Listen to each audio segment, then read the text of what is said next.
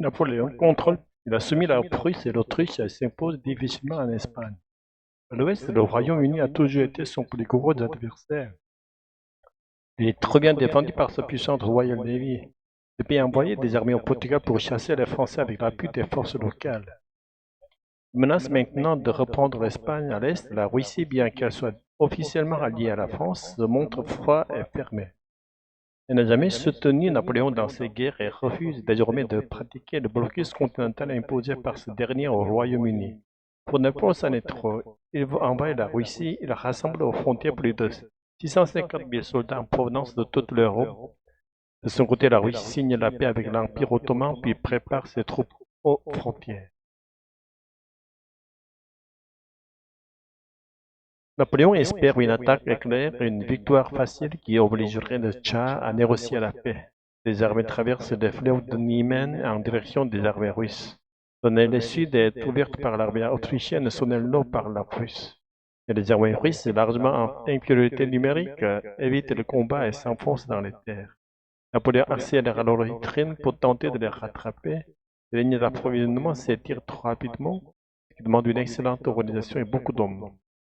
D'autant plus qu'en reculant, les Russes pratiquent la politique de la terre brûlée et ne laissent aucune ressource aux assaillants. Éprouvés par la chaleur, de nombreux soldats meurent d'épuisement en chemin. Et finalement, aux portes de Moscou, Napoléon et les 130 000 hommes qui lui font face à.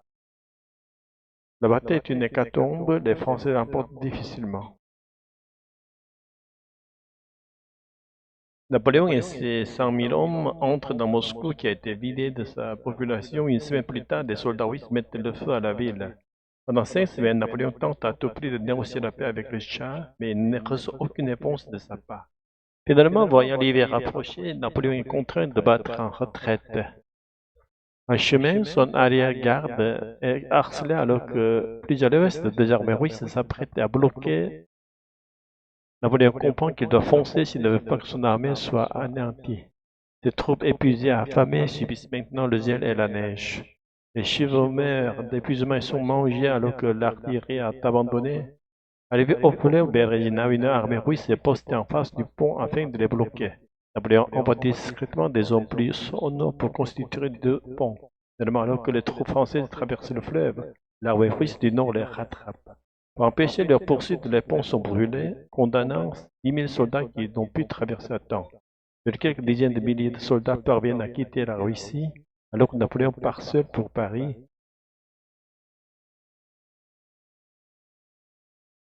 Arrivé à Paris, Napoléon lève en urgence une nouvelle armée. De son côté, le Tchad, bien qu'épuisé par cet épisode, continue l'offensive car il sait qu'il a beaucoup à gagner à être le libérateur de l'Europe et se rapproche diplomatiquement de la Prusse qui voit la possibilité de libérer la Confédération du Rhin et de devenir la nouvelle puissance influente. Le roi de Prusse prépare discrètement ses armées. L'Autriche choisit de rester neutre pour le moment, alors que la Confédération du Rhin reste fidèle à Napoléon. Une fois l'armée russe aux portes de Berlin, la Prusse déclare la guerre à la France. Ensemble, les coalisés partent en Sarthe pour y battre le reste de la grande armée, mais ceux-ci sont finalement rejoints par la nouvelle armée de Napoléon, qui en quelques victoires oblige la Prusse et la Russie à demander une trêve. Pendant ce temps, dans la péninsule ibérique, l'armée de Wellington avec les forces portugaises et espagnoles s'est emparée de Madrid et s'apprête à chasser les Français du pays. Pendant la trêve, alors que les armées sont renforcées dans les deux camps, la bataille se joue au niveau diplomatique. La Suède rejoint la coalition alors que l'Autriche offre une médiation à Napoléon. Elle propose de revenir aux frontières dites naturelles de la France contre la paix, et Napoléon ne fait pas suite à cette offre. L'Autriche rejoint alors la coalition. La trêve est interrompue puis trois grandes armes marchent sur la Confédération de Rhin. Leur avance oblige Napoléon à suer la carte défensive. Il recule jusqu'à Leipzig où a lieu la bataille décisive qui oppose un demi-million d'hommes. Pendant 3 jours, les Français et leurs alliés résistent à l'offensive. Mais assiégés sur 3 fronts, ils doivent finalement battre en retraite. Dans leur fuite, l'unique pont est détruit trop tôt, condamnant un tir de l'armée française. Napoléon passe le Rhin avec seulement 70 000 hommes, alors que la Confédération rejoint la coalition. En Espagne aussi, l'armée française poursuivie par Wellington a été repoussée jusqu'aux frontières. Les armées en nette infériorité numérique résistent tant bien que mal à l'avancée des coalisés, et finalement ceux-ci entrent dans Paris. Napoléon qui s'est réfugié à Fontainebleau est contraint d'abdiquer. Napoléon perd tous ses pouvoirs, il est ensuite contraint par les coalisés de s'exiler, avec quelques centaines d'hommes sur l'île d'Elbe dont il devient le souverain. En France, la monarchie est établie, le roi Louis XVIII monte sur le trône. À Vienne, les vainqueurs se réunissent pendant plusieurs mois pour y négocier les nouvelles frontières du continent, tenter d'établir un nouveau ordre pacifique. Les représentants des petits États n'ont pas vraiment leur mot à dire, ce sont surtout les grandes puissances qui mènent les débats et qui se partagent les territoires. Le duché de Varsovie est majoritairement annexé à la Russie, la Prusse s'étend vers l'ouest, alors que la Confédération du Rhin devient la Confédération germanique. L'Autriche récupère de nombreux territoires perdus, alors qu'en Italie renaissent les anciens royaumes. Le Royaume-Uni des Pays-Bas et la Suède-Norvège sont créés. Enfin, la neutralité de la Suisse est reconnue par tous. Depuis son île, Napoléon suit de près l'évolution sur le continent et surtout en France, sachant que l'arrivée du roi Louis XVIII, peu appréciée par la population, décide de retenter sa chance et repasse secrètement vers la France. Napoléon débarque près de Cannes avec quelques centaines d'hommes. En chemin vers Paris, il est acclamé dans les villes qu'il traverse alors que les armées françaises le rejoignent. Arrivé dans la capitale, le roi a déjà fui, Napoléon récupère le pouvoir. Et à Vienne, les chefs d'État forment une 7e coalition. Napoléon déclare alors la mobilisation générale, tout le pays se prépare à la guerre.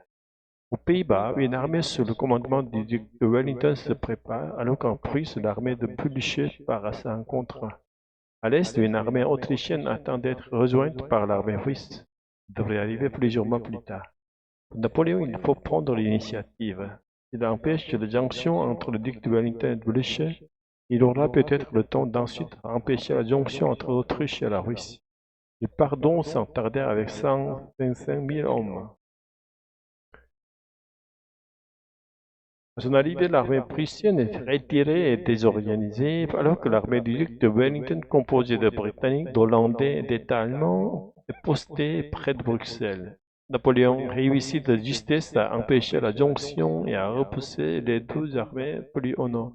Une armée de 30 000 hommes, tandis que Napoléon part à la rencontre de Wellington qui s'est positionné sur une crête. Le lendemain, l'armée française qui arrive au Havre voit le gros de l'armée prussienne partir vers l'ouest. Au lieu de les poursuivre, s'attaque aux garnisons restées dans la ville. À l'ouest, Napoléon et Wellington entament une bataille acharnée. En fin d'après-midi, alors que Napoléon prend le dessus, les premiers Prussiens arrivent à l'est. Il est contraint de concentrer des hommes sur ce nouveau front, ce qui lui fait perdre la bataille.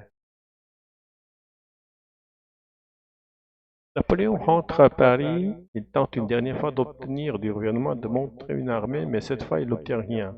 Il part alors incognito à Rochefort, où il espère embarquer dans un bateau vers les États-Unis, mais le port est contrôlé par des soldats britanniques. Après plusieurs jours d'errance, se sachant recherché, il tente sa chance, demande aux Britanniques de l'emmener aux États-Unis. Ceux-ci l'embarquent directement dans un bateau, mais l'envoient vers l'île de Sainte-Hélène, qui sera sa dernière prison. Isolé au milieu de l'Atlantique, il ne pourra plus influencer personne. Surveillé de près, Napoléon s'y ennuie profondément, il écrit ses mémoires puis tombe malade. Il meurt le 5 mai 1821. D'abord enterré sur l'île, son corps est exhumé en 1800 pour être ramené aux Invalides à Paris.